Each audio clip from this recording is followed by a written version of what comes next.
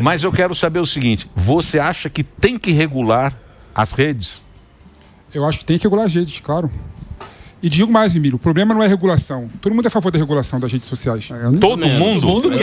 Calma. Qual tipo de regulação? Porque o que a gente vê a regulação, o que eu concordo com uma regulação é as pessoas que estão lá mostrar a cara, que não quer mostrar a cara, mas que tenha lá o CPF, porque se for o Zezinho do posto, beleza, qual é o CPF por trás do Zezinho do posto? Só isso, só que o que a gente vê, e o problema é que vem os jabuti, que aí que vai escalando para censura, e isso eu não concordo. Então assim, se for para ser para censurar, eu não concordo que não tenha nenhuma, nem o CPF, nem nada. Agora, se for para regular justamente só isso, para você poder culpar a pessoa que está cometendo crime, fazendo alguma coisa, ter o CPF dele, somente isso, eu concordo também. Só que a gente sabe que, infelizmente, quando vem projetos assim, vem os jabuti para poder censurar e calar quem eles querem encarar. Mas esse é o ponto, Morgado. Esse ponto, por exemplo, você é a favor de uma regulação nesse sentido. Só isso. Isso é regulação. Mas você sabe que não é assim que funciona. Eu sou a favor de uma regulação que exponencializa a liberdade de expressão. Por exemplo, o que acontece hoje em dia? A regulação, mas quem faz regulação é a plataforma. O YouTube faz a regulação dele, o Instagram faz a regulação dele, já tem regulação privada. E o que acontece hoje em dia? Uma pessoa com espinha no rosto, no Vale do Silício, consegue dar mais voz a uma pessoa e menos voz a outra. Olha que absurdo. Através do algoritmo, pelo interesse individual e ideológico, também está nesse lugar. Agora, quando você vai para o político, é pior ainda.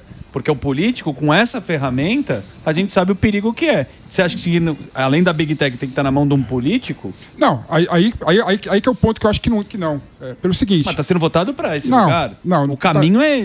Você acha certo... 2630, o PL 2630. Você acha certo trazer da China alguém para regular a rede no Brasil? Não, com a expertise. É um absurdo. Mas tá aí. Ainda coloca o emissário da China junto com o secretário de propaganda do governo. Ou seja, não tem nenhum sentido essa postura do governo federal. Mas assim, e eu falo isso, que tem que regular as redes sociais, em apoio à direita. Em apoio aqui ao meu holiday aqui. Porque eu sei o seguinte, eu sei que quem sofre mais banimento das redes sociais é o pessoal da direita. O que tem amigo meu de direita que fica no tal de shadow ban, fica à sombra, sem poder postar, sem poder aparecer nas redes sociais, né? Muitas pessoas. Então eu sou a favor de ter mais transparência, ter algoritmo mais democrático, de modo dar voz igual a todo mundo. Só isso é a sua regulamentação. Aí seria essa seu... Não, o que o Morgado colocou foi interessante também. Colocar o CPF na cara de quem tá na rede social. Eu acho que é o único tipo de regulamentação. Porque assim, como empresa privada, você não pode também dar pitaco que o cara faz. Eu concordo com você, eu acho que essa questão do shadow ban, mas assim, é que nem o Emílio fala, quando você concorda, vai lá no agree, você sabe que o jogo é aquele a ser jogado. Agora, essa questão de regulamentar... Não é tão transparente assim, Morgado. Não é mesmo. Não é tão transparente assim. Eu sei que não é, mas assim, é o que o Emílio fala, concordou, amigo. Você não tá feliz, sai fora. Mas sentou... mas a única regulamentação que... A única, mas nada além disso. CPF para quem tá atrás daquele perfil, determinado perfil, é isso. Eu peço a palavra aqui. Pois não, senhor. Eu peço a palavra aqui pro nosso querido advogado. Ele que é o doutor Luiz Augusto Durso. Ele que entende. Especialista. Que 2 celulares ele tem. Esse entende. Esse entende do assunto. O que vai ser julgado hoje lá na Suprema Corte? Bom, Emílio, um prazer voltar aqui.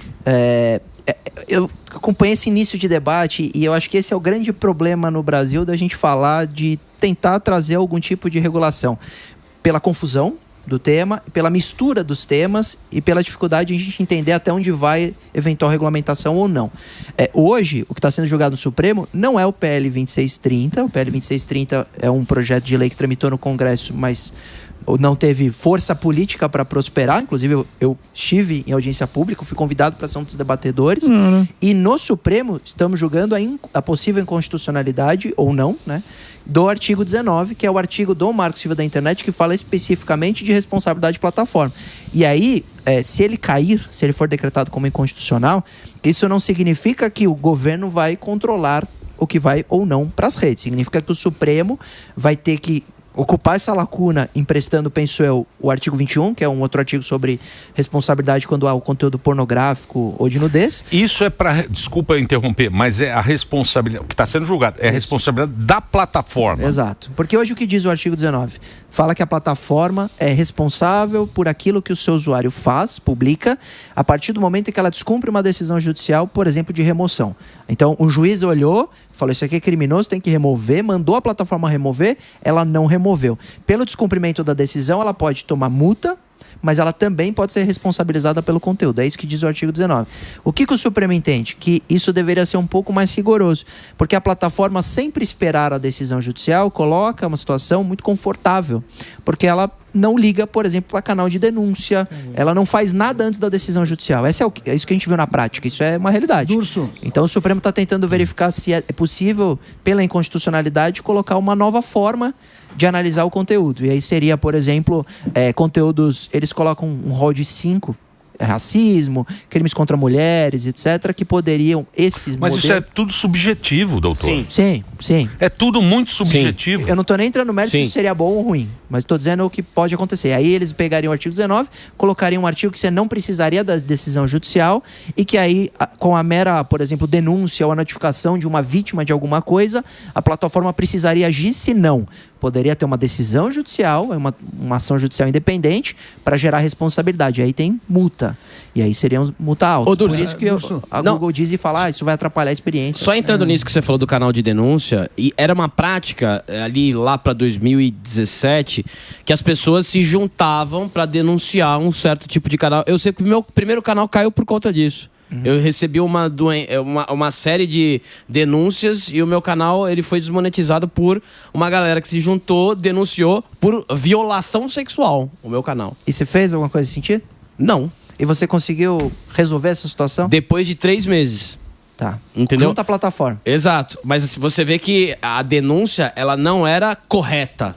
Então, o canal de denúncia também tem que deixar bem claro a questão da denúncia, por que você está denunciando, se faz sentido com o conteúdo e toda essa parte. Então, aí esta questão vai de encontro ao que o Morgado falava. Se você ter uma regulamentação, pode ser sim boa, nesses modos que o Morgado disse, eu até incluiria algumas ideias como essa.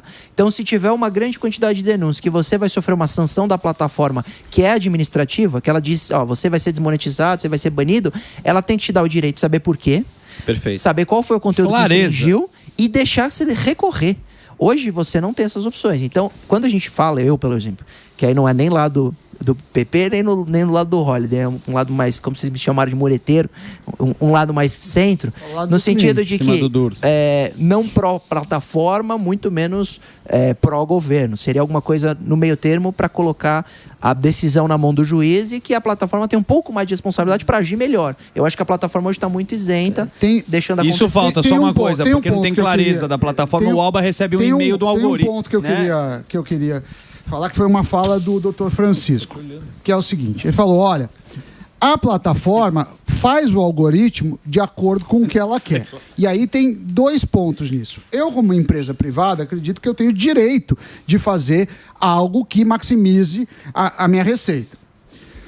Se por um lado isso é verdade, por outro, quando você bane a pessoa sem justificativa é um problema. Como que você vê essa questão do algoritmo para entregar? Eu não estou falando do banimento. Você acha que a plataforma tem o direito de entregar para quem ela quiser? Ou você acha que não tem como o doutor Francisco levantou? Olha, essa tese é interessante porque os critérios de entrega do algoritmo são extremamente subjetivos. É um cálculo matemático muito difícil de se concluir o resultado. Ele vai depender dos primeiros minutos de postagem, o quanto aquilo gerou de engajamento, o quanto de comentários, o quanto de likes, compartilhamentos. Tudo isso vai para uma conta para o algoritmo entender que aquele conteúdo é bacana para entregar para mais gente. Então, eu entendo que essa decisão, Sami, pela plataforma decidir a forma que vai entregar, é uma decisão justa da plataforma realmente poder decidir. Mas eu defendo o que a gente chama de transparência algorítmica. Pelo menos a gente saber que aquele conteúdo foi entregue, por quê? Não, porque ele engajou muito rápido, ou porque, por exemplo, os vídeos do Nicolas Ferreira, né, com 200 milhões de visualizações, mas por que chegou para tanta gente? A plataforma vem falar, não, entregou muito bem, o nível e a quantidade de tempo de visualização está muito alto e por causa disso entrega para mais pessoas. Isso só que para o negativo também, por exemplo, eu tinha minha monetização no Facebook e tiraram simplesmente, não sei porquê. Eles não informaram o porquê foi tirado, se foi... Tem regulação. Então, exato. Exatamente. Mas aí... Olha lá, você é a favor da regulação. Eu sei, mas agora a questão que eu entro, onde o Sami falou, aonde isso interfere... Porque assim, você vai acabar entrando também... por exemplo, uma vendinha. quando o cara chega lá, que é uma coisa que o Holiday sempre falou também, você chega lá, você atrapalha o cara da vendinha porque tem que ter uma lixeira com aquela metragem, tem que ter... Aonde isso atrapalha nessa questão da liberdade de quem é o dono da plataforma, o dono do estabelecimento comercial?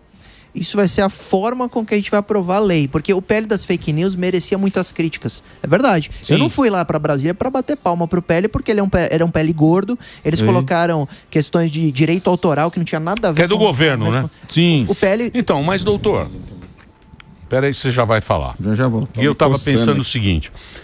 Liberdade também é uma coisa muito complicada para você decidir, porque depende também da cultura onde você está. A nossa liberdade aqui é diferente da liberdade da Arábia, por exemplo, e do Japão e da Coreia, de onde você está. E dos Estados Unidos. Essas empresas, elas estão sediadas nos Estados Unidos. É que nem uma companhia aérea. É muito complicado você administrar uma companhia aérea porque você tem piloto americano, piloto brasileiro, a American Airlines viaja para cá. É uma complicação isso aí. Então eu acho... Como é que o cara vai... Como é que a gente vai entrar num Facebook, que é um negócio que está lá na Califórnia, e a lei do Brasil vai... É uma coisa que não vai dar muito certo isso, doutor. É que já esteve, né, Emílio? O Facebook já foi uma empresa americana. Então, mas teve quando não interferiu em eleição. Exato, e assumido por antes do Brexit... Era só brincadeira. Isso. Só joinha. Era rede social. Já era rede social. Hoje é um instrumento de comunicação. Jesus com glitter. Hoje virou uma coisa muito poderosa. Não é isso, Holiday? Como é que você acha? Para onde você acha que vai? Você acha que aqui a gente vai decidir o que... Eu acho que essas plataformas vão embora. Não vão, Emílio. Não vão. Por quê? Muito dinheiro. O Brasil é um dos países que mais usam rede social no mundo. A gente está em segundo lugar. O Brasil é o top 1 que mais interage no Facebook. Tá muito dinheiro aqui para o cara largar a mão. O próprio Elon Musk, quando deu a treta aqui... Voltou atrás. Eu acho o seguinte, tanto o que está sendo discutido no Supremo, quanto o que propõe esse PL das fake news, acho que o mais prejudicial de tudo ali é você necessariamente... vai ter que criar mecanismos de Estado para dizer o que é verdade ou não. Sim. Você tem que entregar este poder para o Estado. Este é o centro da discussão aqui. Porque o que o PL propõe inicialmente é... as redes sociais, as empresas, vão ser responsáveis por inibir conteúdos que contenham, por exemplo, discurso de ódio. Só que o que é discurso de ódio? Se tu perguntar para o Monteiro, ele vai dizer uma coisa. Perguntar para o Dulce, ele vai dizer outra. Se perguntar para mim, vai dizer outra. Exatamente. O ponto é, alguém terá este poder de dizer o que é ou não discurso de ódio. E o que a gente viu, e o próprio Zuckerberg admitiu isso recentemente, inclusive, é que a maior parte das pessoas que eram responsáveis por, de alguma forma, moderar o conteúdo no Facebook, no Instagram, tinham ideologias de esquerda. E, naturalmente, os conservadores acabam sendo punidos, porque qualquer ideia que seja minimamente à direita... discurso de ódio. Exato. E aí, este PL vem oferecer isso. O julgamento do Supremo, agora, da forma como vem ocorrendo... Se considerar inconstitucional aquele dispositivo do Marco Civil da internet, o resultado vai acabar sendo esse também, porque eles querem responsabilizar a rede social, a empresa. E a empresa, com medo de tomar processo, com medo de ser punida, vai acabar bloqueando todo mundo. É isso que eu tô falando. E aí vem uma questão muito séria, que é o seguinte. A nossa Constituição Federal de 88, e aí o Dulce depois pode falar melhor sobre isso, lá no 220 é muito clara sobre a censura prévia. Todo mundo tem direito de falar e depois arca com as consequências do que falar. O que o projeto está dizendo é cale a sua boca, não fale, porque o que você vai falar é discurso de ódio. Na prática é isso. Porque vai entrar no algoritmo. Exatamente. Entra no algoritmo. Exatamente. Então, doutor, pois não. Um ponto que eu ia colocar aqui é o seguinte, Holiday. Por que tem que ser sempre os dois extremos? A esquerda, por exemplo, acha que tem que ter regulação do conteúdo, que é a bizarrice. A direita acha, por exemplo, que não tem que ter regulação alguma, né? E o Holiday deu um exemplo aqui da questão do discurso de ódio. Mas, por exemplo, a gente viu um caso específico de uma criança que, participando de um desafio no TikTok, pegou um desodorante, colocou inalou o desodorante e morreu com 8 anos de idade. Mas 8 anos de idade não tinha que estar no TikTok. 8 anos de idade morreu. Por que não poderia, por exemplo, nesses casos específicos, gritante, a plataforma ter responsabilidade sobre o assunto? Tira a questão da discussão só do discurso de ódio, que realmente cai na subjetividade. Mas tem situações que são tão gritantes, são tão absurdas que criam então, mas e a responsabilidade dos pais. Mas aí você usa. Prenda o pai e condena Mas veja, o que o Felipe está colocando é uma discussão que assim, a lei já abarca, que é, por exemplo, pornografia infantil. Porque que rede social deixa pornografia infantil? Nenhuma. Não. Qual é a lei específica? Qual é a lei específica que criou uma regulamentação voltada para as redes sociais para impedir a pornografia infantil? Nenhuma, é a lei que já existe. Portanto, o meu ponto é o seguinte: a lei do PL, das fake news, e o julgamento que está no Supremo, na prática, ela só discute efetivamente discussões políticas. Porque aquilo que é criminoso, ninguém vai vender droga no Twitter, ninguém vai vender arma no Instagram, isso não tem. A rede social ela já inibe naturalmente. Portanto, aquilo que é efetivamente criminoso já é combatido. O que está se discutindo eu posso falar o que eu penso ou eu não posso. Não, você está equivocado. Doutor, falar. Doutor. O Telegram é uma plataforma conhecida por venda de conteúdo ilícito e etc. O Telegram é russo. Então, é isso que eu falo para você. A Rússia é outra. É Corinthians. Mas tem nem onde reclamar, não. Então. Deveria. Mas é rede social. A preocupação do Fernando tem toda a razão e eu sempre falei aqui, e isso é importante levar para a audiência, por isso que é bom esse debate. Por isso que a gente tem que focar em regular o que é manifestamente ilícito e qualquer coisa que é subjetivo, deixar falar e preservar a liberdade de expressão sempre. Então, depois verifica, é subjetivo, discurso de ódio, isso vai ser mantido e deve ser mantido. Inclusive nos votos que já foram declarados no Supremo, usar exatamente esse termo, manifestamente ilegal, para o que é discurso de ódio não interferir. Então eles estão tentando preservar. O Supremo está tendo essa cautela, pelo menos alguns que votaram. Agora o André Mendonça votou de maneira mais liberal, cada um está dando sua ideia. Mas o Congresso deveria abraçar essa ideia. É agora 2 horas, né? Hoje retoma. Agora, com relação... Tem um documentário muito bom para ver com relação a isso. Fala, não, mas a lei está pronta para isso. Nós temos o Estatuto da Criança e do Adolescente que proíbe pornografia infantil e não tem nas redes sociais. O ECA traz a previsão, realmente é crime, mas isso você encontra demais. Eu já quantas vezes trabalhei com um cliente que uma adolescente e tal mandou nude na escola e alguém vazou e aquilo fica em plataformas da Meta 4, 5 dias até remover, precisando de muitas vezes de decisão judicial. Isso existe. Como que a gente lida com a plataforma permitir que isso exista? Esse é o debate. De conteúdos criminosos, manifestamente ilegais. E teve um documentário do Pornhub, que é um dos sites mais visitados do mundo de pornografia. Você assistiu esse documentário? Vi. Esse documentário é interessante. Por quê? Porque estava sediado no Canadá. Um país em que as leis proibiam o vazamento de conteúdo de estupro e conteúdos sexuais de terceiro. E muitas vítimas reclamando, meu vídeo tá lá. E depois de uma cadeia, de uma manifestação absurda no país, em que eles tiveram que bloquear o pagamento de cartão de crédito junto com as bandeiras, 80% do site foi removido de conteúdo. Ou seja, eles não faziam o que deviam fazer. E depois do que aconteceu, eles fizeram.